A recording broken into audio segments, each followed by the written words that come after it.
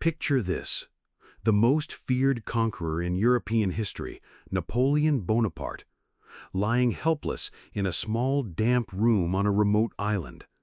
The man who once commanded millions of soldiers is now writhing on his bed, his body bloated, his fingernails turning blue, his mouth spilling black, coffee-like fluid that reeks of decay. The scent of rotting flesh fills the air so heavily that even his most loyal servants cover their noses with cloth. This is not the image of the triumphant general crossing the Alps on horseback, nor the emperor crowned in glittering ceremony at Notre Dame. This is a man disintegrating from within, begging for water like a child, deliriously calling out to shadows of armies long gone. What you are about to hear is not taught in classrooms. It is the horrifying reality of how Napoleon Bonaparte truly spent his final days. To understand how Europe's most powerful ruler reached this state, we need to go back to his last years on St. Helena, an isolated volcanic rock in the middle of the South Atlantic Ocean. 6 years earlier, Napoleon had shaken the world one final time, escaping exile on Elba, marching across France with a mere 1,000 men, and reclaiming his throne without a single shot fired. Soldiers sent to arrest him had instead joined him, hailing him once again as their emperor. But that chapter ended at Waterloo in 1815, where his defeat at the hands of Britain and its allies sealed his fate forever.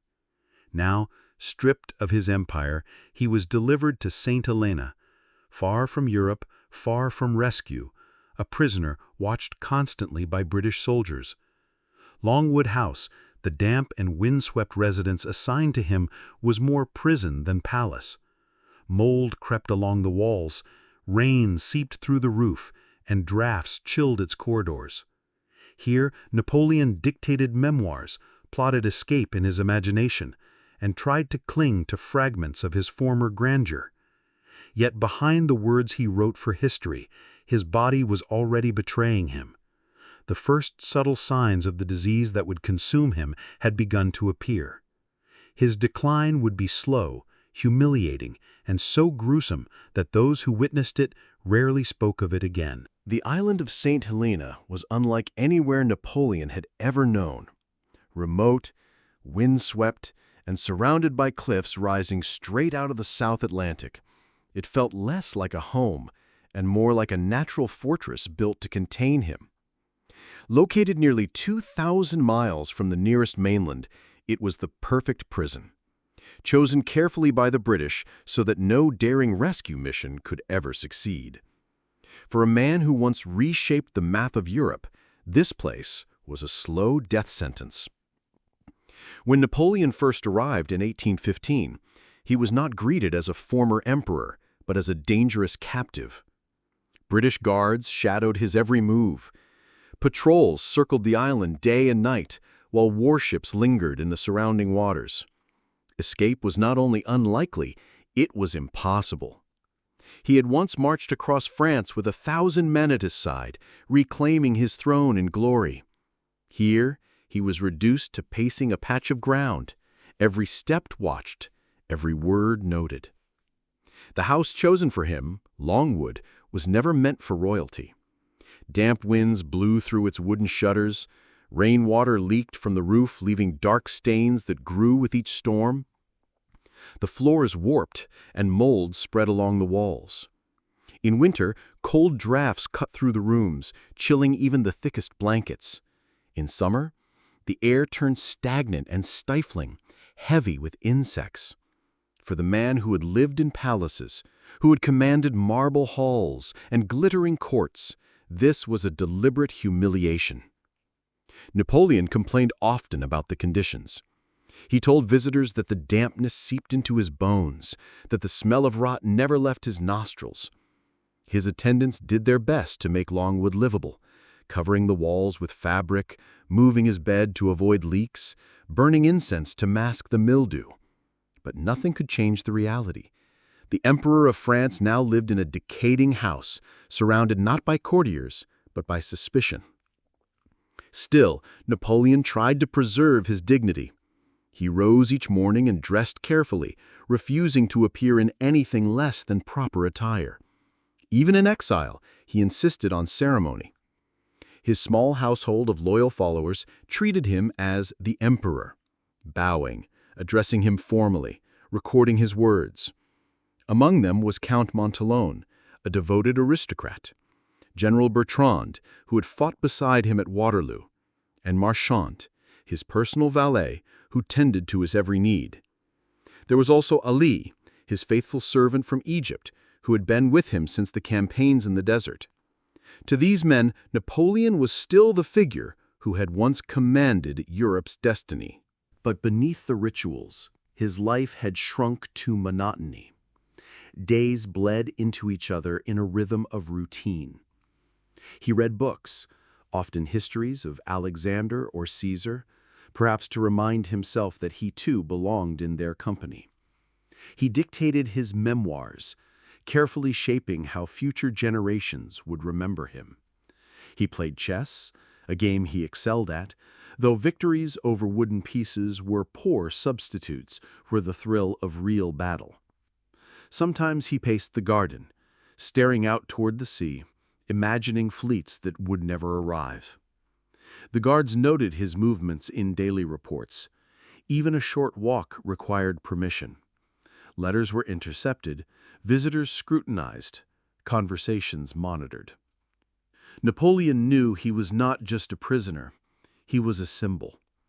The British feared that even in defeat, his presence could ignite Europe once more. On St. Helena, they reduced him not only physically, but politically, ensuring he could never again rally followers or inspire revolutions. Yet despite these constraints, the fire of his pride never fully dimmed. He still referred to himself as emperor. He spoke of campaigns as if he might one day return to them. He mocked his captors in private, calling the governor petty and the guards cowards. Even as his body began its slow betrayal, his mind clung to the belief that history had not finished with him. But history was already at work in a different way. The damp climate of St. Helena, the unhealthy diet of salted meat and stale bread, and the suffocating confinement began to wear him down. His attendants noticed his appetite shrinking, his skin paling, his once vigorous strides slowing. Though he dismissed it as fatigue or bad food, something deeper was happening inside him. His body was beginning to rot from within, though neither he nor his doctors yet realized it. For Napoleon, the island was a cage, but it was also a mirror. Each day of exile stripped away a layer of the myth he had built around himself. Here was no glittering court, no victorious army, no thunder of cannon. Here was only the sound of wind against the shutters, the scratch of his pen, the slow rhythm of illness creeping into his flesh. By the spring of 1817, less than 2 years into his captivity, the first true signs of his decline became impossible to ignore. Meals that once lasted only minutes now stretched into painful struggles. Bread and meat left him nauseous. The sharp pain in his stomach, at first occasional, became constant. He sought relief in long, scalding baths, emerging red-skinned and trembling, yet still tormented. The emperor who had once marched across half of Europe could now hardly walk across his room without wincing. The prison island had done its work. It had stripped Napoleon of armies, of freedom, of power. Now it would strip him of health as well. What began as exile was slowly turning into execution, carried out not by bullets or guillotines, but by the slow cruelty of disease. By the time Napoleon had settled into his 3rd year on St. Helena, the toll of exile was visible to all who saw him. His attendants whispered of the change. The once tireless general, whose energy had carried armies across continents, now moved slowly, almost cautiously, as though every step might betray hidden pain. At first, it was easy to dismiss, Perhaps the damp climate, perhaps the monotonous food. But soon the truth became undeniable. Something deeper was gnawing at him, something far more sinister than fatigue. The earliest signs showed themselves at the dinner table. Napoleon had always treated food as fuel. He was never one to linger over elaborate meals, preferring efficiency to indulgence. His companions recalled that he could consume an entire plate in less than 15 minutes before hurrying back to work. But now, even the simplest dishes became a struggle. The smell of bread, once his comfort, now made his stomach turn. He would sit before a plate of meat and push it away, lips tightening as nausea overtook him. Often he excused himself after only a few bites, his face pale and damp with sweat. More alarming still was his sudden obsession with the bath. Napoleon had always valued cleanliness, but these new rituals went far beyond hygiene. He demanded that his copper tub be filled with boiling water, so hot that his valet marchand winced as he tested it. Then the emperor would sink into the steaming bath, his skin flushing crimson, his body trembling with the intensity of the heat. For hours he remained there, sometimes 6, sometimes 8, gripping the sides until his knuckles turned white. Servants brought more kettles, pouring scalding water to keep the bath hot. When he finally emerged, his skin was wrinkled, peeling, raw. Yet he insisted it was the only relief from the fire in his belly. Outside that tub, the pain followed him relentlessly. Each step seemed to twist a knife in his gut. Lying down gave no comfort. Sitting upright was no better. He shifted restlessly, trying to find a position that dulled the burning inside him. His attendants described nights filled with groans that seeped through the walls, moments when Napoleon, the man who had faced cannon fire without flinching, clutched his abdomen like a wounded soldier begging for mercy. The transformation of his body horrified those who had known him in his prime. Count Montholon, remember of his arms, once strong enough to shift cannon wheels in the mud of battle, now thin and wasted. You could wrap 2 fingers around his bicep and still have space left. His shoulders, once broad and commanding, seemed to fold inward, and yet his stomach swelled grotesquely, distended as though he carried some monstrous burden within. To the eye, he looked both skeletal and pregnant, his frame reduced to bones draped in skin, his abdomen ballooned with malignant fluid. The stench in his quarters became unbearable. It was not the ordinary smell of illness, but something far worse, the sweet, cloying odor of rotting tissue. His tumor, though hidden within, had begun to necrotize, dying piece by piece even as it grew. Marchand and Bertrand lit candles of incense and burned sulfur to disguise it, but nothing truly masked the smell of death. They sealed windows, fearing drafts of air might worsen his state, creating instead a heavy atmosphere so thick that visitors claimed they could taste it in their mouths. By early 1820, Napoleon could no longer ignore his decline. He confided to Abbé Vignali, the priest, that he felt death approaching. Yet even in this moment of vulnerability, his pride lingered. He spoke of his illness as though it were a campaign to be endured, an enemy to be resisted. Still, the signs betrayed him. His legs swelled with edema until his boots barely fit. His fingernails darkened, turning a bluish hue. At times his voice broke mid-sentence, strained by the effort of speech. And yet he remained determined to leave behind a legacy. On days when his mind cleared, he dictated his will with soldierly precision. He ordered financial gifts, issued instructions, even found time to settle old grudges. To one of Wellington's would-be assassins he left money, as though to remind Britain that even from his sickbed he could strike at its hero. Each detail of his testament revealed the same iron will that had carried him through battle. But beneath it all lay a body disintegrating cell by cell. The decline was not sudden. It came like the slow tightening of a vice, day by day robbing him of strength, stripping away the illusion of control. To those around him, the emperor was already a shadow of his former self. To Napoleon, it was a humiliation beyond measure. He had once commanded vast armies, but now he could not command his own stomach. The island that had imprisoned his body was now joined by an even crueler jailer, his own decaying flesh. This was only the beginning. What started as nausea and pain would soon escalate into horrors that few could bear to witness.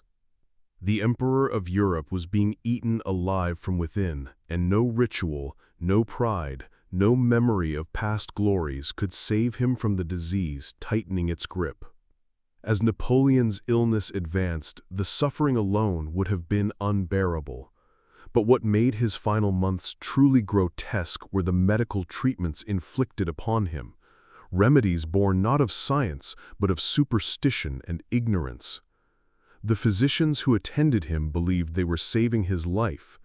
In reality, they accelerated his torment, transforming his decline into a slow-motion execution. The lead physician, Dr. Archibald Arnott, was a loyal servant of British medicine. He followed the prevailing wisdom of the early 19th century, when disease was thought to be expelled through purges, blisters, and poisons. To him, Napoleon was not just a patient, but a subject in a living experiment. The emperor's symptoms, nausea, bloating, and constipation, were met not with compassion, but with treatments so violent they would be considered torture today. When constipation plagued him, Arnott prescribed calomel, a preparation of mercury chloride. The dose? 10 grains at a time, an amount that could poison a healthy man. To the doctors of that era, mercury was thought to purge the body of toxins. To Napoleon's weakened system, it was a death sentence. The first dose triggered something horrifying. After weeks of painful blockage, he finally passed stool, black as tar, reeking of blood and rot. What emerged was not relief, but evidence of catastrophic internal bleeding. Yet Arnott interpreted this as progress and prescribed another dose. The treatments did not stop there. Blistering plasters were applied to Napoleon's chest, calves, and feet. These were cloths soaked in a mixture of crushed cantharides beetles, Spanish fly, a substance designed to burn the skin raw. The idea was that external pain would draw out internal disease. In practice, it produced blistering welts, oozing with fluid, leaving his skin covered in red sores. The emperor, already weakened by cancer and mercury, now endured the added agony of chemical burns. Even more degrading were the enemas. At Arnott's command, violent infusions of liquid were forced into Napoleon's bowels to expel waste. On one occasion, after receiving a particularly brutal treatment, Napoleon let out a scream that echoed through Longwood House. This was no ordinary cry of pain. Witnesses described it as a cry of humiliation, the broken sound of a man who had once walked unflinching through grape shot, now reduced to helplessness at the hands of strangers. When it was over, he turned his face to the wall and refused to meet anyone's gaze for hours. The treatments multiplied as his condition worsened. Arnott, desperate to show progress to his British superiors, escalated the doses. 20 grains of calomel were forced upon the emperor in early May, an amount sufficient to poison even the strongest of men. But the mercury was not left to act alone. To accelerate its effect, the doctors followed it with another violent enema, leaving Napoleon trembling, gasping, and utterly broken. The results were horrifying. Stool after stool poured out of his body, each darker than the last, until what emerged was not merely waste, but fragments of his stomach lining itself. His digestive system was literally falling apart, expelled in pieces while he remained conscious. Marchand, his valet, later recalled the horror of seeing tissue among the blackened waste, a sight that even the hardened generals by his bedside struggled to comprehend. Nor was this the end of the indignities. The doctors believed that fresh air might worsen his condition, so they sealed the windows of Longwood. The incense and sulfur they burned to mask the stench of rotting flesh turned the atmosphere into a choking haze. It was a prison within a prison, air so thick that even the attendants gagged.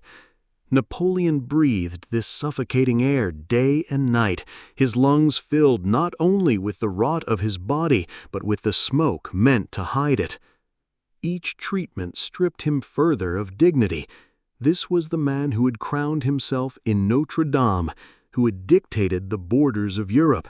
Now he was held down by 4 attendants, while foreign doctors pushed poison and fire into his body. His servants wept in silence, powerless to intervene. They knew the truth. The doctors were not healing him. They were dismantling him. And yet Napoleon endured it all with a mixture of pride and despair. On his clearer days, he railed against the incompetence of the British physicians. On others, he submitted quietly, whispering only for sugar water, his mind drifting between agony and hallucination. His body was ravaged not only by cancer, but by the very men tasked with preserving it. By late April of 1821, his condition had worsened dramatically. The mercury had stripped away what little strength remained. His stomach bloated further, his legs swelled grotesquely, his skin turned waxy yellow. The blisters from the plasters oozed and crusted. His breath came in short, ragged bursts. The Emperor of France, once feared across Europe, had been reduced to a lab specimen, tortured in the name of medicine. These treatments, more than the disease itself, hastened the final collapse. What cancer had begun, 19th-century medicine completed. Napoleon was not merely dying of illness, he was being killed by cure. By the spring of 1821, Napoleon's body was collapsing under the combined assault of cancer and cruel treatments. Yet, if his body was failing, his mind refused to go quietly. Instead, it fractured in a way that was haunting as it was tragic. What unfolded in those last weeks was not merely the slow death of a man, but the spectacle of a once brilliant mind retreating into visions of glory long past. The first signs of delirium appeared in late April. Servants noticed him muttering names, issuing commands to no one in particular. At first, they thought it was fever, perhaps exhaustion, but the episodes grew longer, louder, more vivid. Soon the room at Longwood House became a battlefield in his imagination. Lying on his sick bed, skeletal arms trembling, he would suddenly rise halfway, eyes blazing, and bark orders as though regiments stood before him. "The cavalry!" he cried one evening, startling Archon, who rushed to his side. "Send in the guard, now!" His thin hands swept across invisible maps, tracing maneuvers only he could see.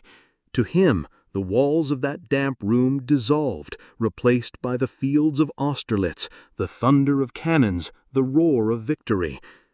Witnesses described these visions with awe and dread. General Bertrand, who had fought beside him at Waterloo, wept openly as he watched his leader command phantom armies with the same intensity he had shown in life.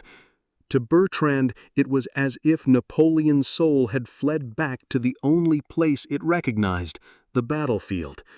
Yet it was also unbearably sad, for this battlefield existed only in his mind, while his body lay helpless and ruined. At times, the hallucinations turned tender rather than martial. In moments between agony, Napoleon called out for Josephine, the great love of his youth, dead for more than 7 years. "Josephine," he whispered into the darkness, his lips trembling, his voice softened with longing. On other days he asked for his son, the King of Rome, imagining the boy at his side, a future emperor he would never see grown.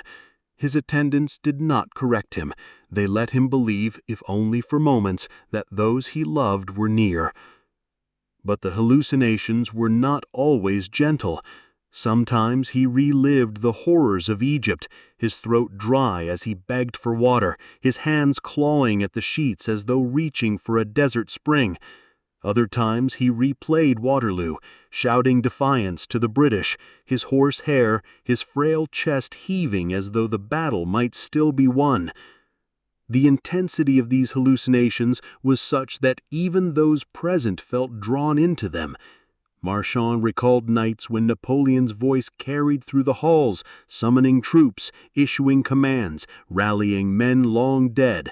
He was not dying in his bed, he wrote. He was dying on the field of battle. But the reality was crueler still. The emperor who dreamed of armies could not stand without assistance. His legs, swollen and weak, buckled after only a few steps. On May 1st of 1821, he demanded to walk, insisting an emperor did not lie in bed. 2 attendants supported him as he rose, his belly grotesquely distended, his frame skeletal.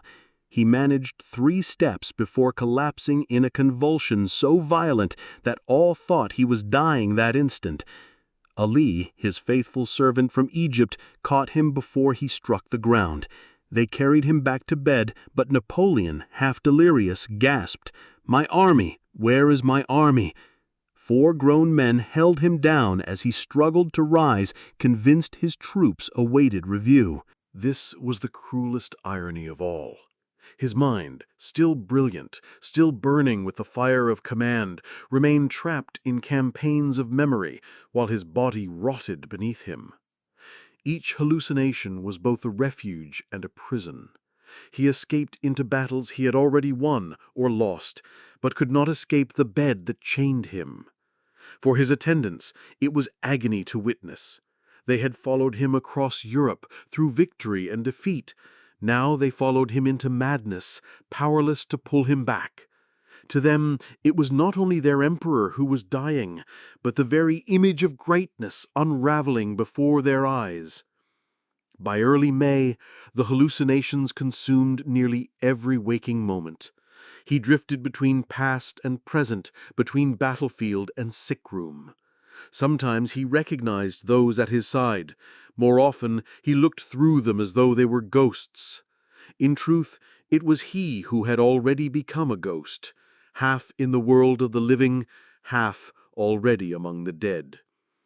By the beginning of May 1821, it was clear that Napoleon had entered what physicians now call the death spiral. His body, already wasted by cancer and poisoned by misguided treatments, was beginning to shut down piece by piece. For those who attended him, these last 5 days were a relentless descent into horror, an emperor stripped not only of his power, but of all human dignity. On May 1st, Napoleon demanded to rise from his bed. "An emperor does not lie down to die," he insisted. His attendants, fearful of defying him, helped him to his feet. His body was grotesque. Skeletal arms and legs, yet a belly swollen so monstrously with fluid that he appeared pregnant. Supported on each side, he managed 3 trembling steps before his knees buckled. He collapsed in a violent convulsion, gasping, clutching at his stomach as though stabbed from within. Ali, his loyal servant, caught him before he struck the floor. As they carried him back to bed, Napoleon, half delirious, muttered, "My army! Where is my army?" 4 men were forced to restrain him as he thrashed, still convinced the troops awaited his inspection. On May 2nd, his decline accelerated. He drifted in and out of hallucinations, shouting battle orders one moment, whispering Josephine's name the next. His attendants noticed a sickly yellow hue spreading across his skin, mottled with patches of purple where circulation had failed. His breathing grew shallow, interrupted by sudden gasps. He could no longer keep food down. Even a sip of water triggered violent retching that left blood on his lips. The atmosphere in his chamber became unbearable. thick incense mixed with the cloying odor of decomposition, a smell so strong that hardened generals struggled to remain at his side. The following day, May 3rd, brought one of the darkest humiliations of his life. In desperation, Dr. Arnott ordered another violent enema, this time after forcing 20 grains of calomel down Napoleon's throat, enough mercury to poison a healthy man. The emperor, too weak to resist, was held down by his attendants as the procedure began. Witnesses later recalled his scream echoing through Longwood House, not a cry of pain alone, but of shame. The man who had walked through cannon fire without flinching now wept openly, reduced to a spectacle of medical cruelty. When it was over, he turned his face toward the wall and would not look at anyone for hours. The effect was catastrophic. What poured from his body was not merely waste, but fragments of his own stomach lining, torn apart by disease and poisoned further by mercury. His digestive system was literally disintegrating. Bertrand, hardened by years of war, described the sight with horror. Blackened masses streaked with blood, carrying the unmistakable stench of rotting flesh. Yet Arnott persisted, insisting the purge was necessary. By May 4th, the destruction reached its peak. Napoleon vomited with such violence that the tiny blood vessels in his eyes burst, turning the whites a ghastly red. With every convulsion, tissue emerged along with blood, pieces of his stomach forced upward by sheer pressure. His attendants could do nothing but watch as their master, once the ruler of Europe, was torn apart from within. Between fits, he tried to speak, words bubbling through bloodied froth. France, army, my son. His thoughts, even in the face of annihilation, returned to the empire, the soldiers, the family he would never see again. The smell in the chamber had become indescribable. Not simply the odor of illness, but of active decomposition while life still lingered. Doctors later confirmed that the tumor in his stomach had perforated, creating a hole large enough for a finger. By rights, its contents should have spilled into his abdomen, killing him instantly. Only a thick adhesion to his liver, a scar tissue formed over years, kept him alive, though it also prolonged his agony. As dawn broke on May 5th, the final battle began. His breathing followed the dreadful pattern of Cheyne-Stokes respiration, shallow gasps followed by long, terrifying silences when it seemed he had already died. Each pause left the room frozen until another rattling breath came. His chest heaved like a drowning man's, his lips flecked with blood. Around 3 a.m., his attendants noted his last coherent words, but even these are disputed, each witness hearing something different. Montolon swore he heard, France, army, Josephine. Bertrand recorded, head of the army. Marchand believed it was, my son. Perhaps each heard what they needed to hear, or perhaps Napoleon, even in death, spoke to them all at once.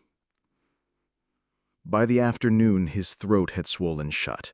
He could no longer form words, only guttural, animal-like sounds that rattled from deep within his chest. His famous gray eyes, once sharp enough to unnerve kings, stared past the living, fixed on something none of them could see. At 5:49 p.m., after nearly 17 hours of unrelenting agony, Napoleon's body gave out. No final gesture, no dramatic proclamation, just the silence of a body that could endure no more. The man who had redrawn the map of Europe, who had crowned himself emperor, who had made nations tremble, died gasping for air in a stifling room, his body ravaged beyond recognition. Those who stood at his bedside did not cheer nor even weep at first. They stood in stunned silence, as though unable to comprehend what they had just witnessed. Napoleon Bonaparte, who had once seemed larger than life, was gone. Not by bullet or guillotine, not in glory on the battlefield, but in a slow, excruciating unraveling that left even his loyal followers broken. The morning after Napoleon's death, Longwood House was heavy with silence. His attendants sat hollow-eyed, still stunned by the previous night's ordeal. But for the British authorities, grief was secondary to duty. They had promised Europe that Napoleon would never again rise, never again be a symbol to rally around. And so, less than 24 hours after he breathed his last, they prepared for the autopsy that would confirm, beyond all doubt, that the Emperor of the French was truly gone. The examination took place in the billiard room, a strange and almost mocking setting for such a task. The table where once men had played games now bore the body of a man who had reshaped Europe. Around him gathered a mix of British physicians, French attendants, and officials, each with their own motives. For the doctors, it was science; for the French, loyalty; for the British, reassurance. When they cut open his abdomen, the stench was immediate and overpowering. Several witnesses turned away, gagging. What they found confirmed the worst of their suspicions. His stomach was almost entirely consumed by cancer, its walls hard and leathery, twisted by years of malignant growth. Near the pylorus, the passage leading to the intestines, they found a perforation large enough for a finger to pass through. Dr. Antomarchi, the Corsican physician loyal to Napoleon, demonstrated this grim detail by sliding his finger through the hole. The horror did not end there. White nodules, secondary tumors, were scattered throughout his intestines like pearls strung along a cord. The disease had spread far beyond his stomach. His body had been a battlefield of cancer for years. The black tar-like stools, the endless vomiting of blood and tissue, all of it now made brutal sense. Napoleon had been dying slowly from the moment he set foot on St. Helena. Yet the autopsy also revealed something that would fuel speculation for centuries. High levels of arsenic were detected in his hair, raising questions of poisoning. Was it deliberate, a plot to ensure he never escaped exile? Or was it accidental, the result of medicines, wine, or even the moldy wallpaper at Longwood? The debate has never been settled. Amid these grim revelations, a darker curiosity emerged. Locks of hair were clipped as relics. Small fragments of rib bone vanished when British eyes turned away. And according to persistent rumors, one physician secretly removed Napoleon's genitalia, later smuggling them off the island. They would resurface decades later in the private collection of an American doctor, described unflatteringly as a piece of leather shoelace.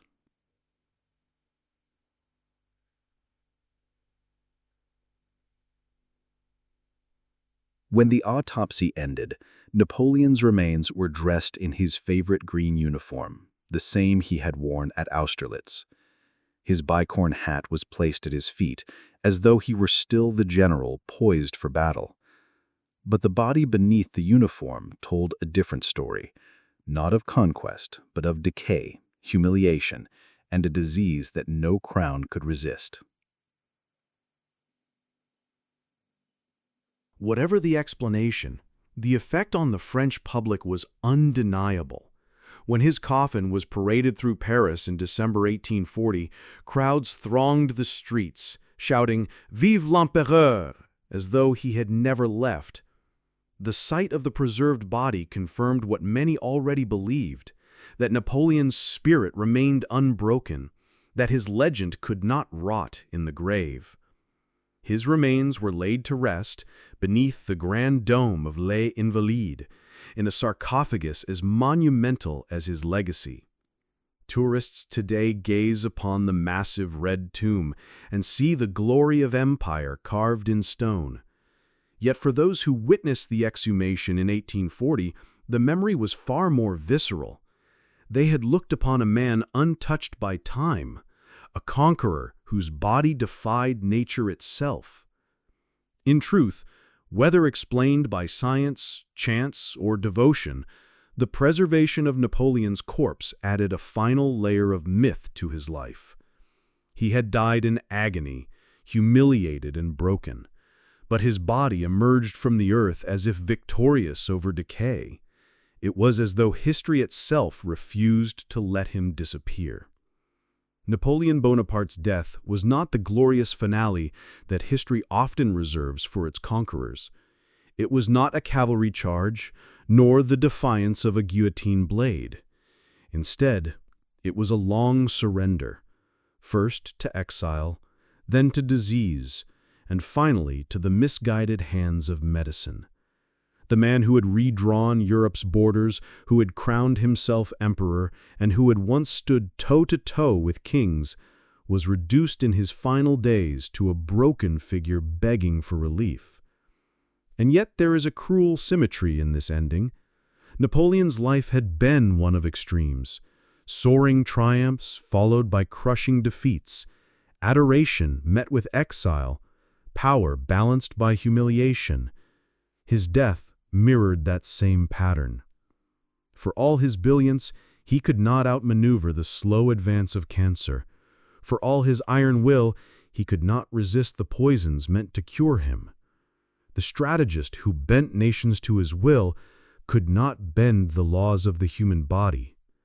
In the end, his attendants remembered not the emperor issuing decrees, but the patient who whispered the names of Josephine and his son.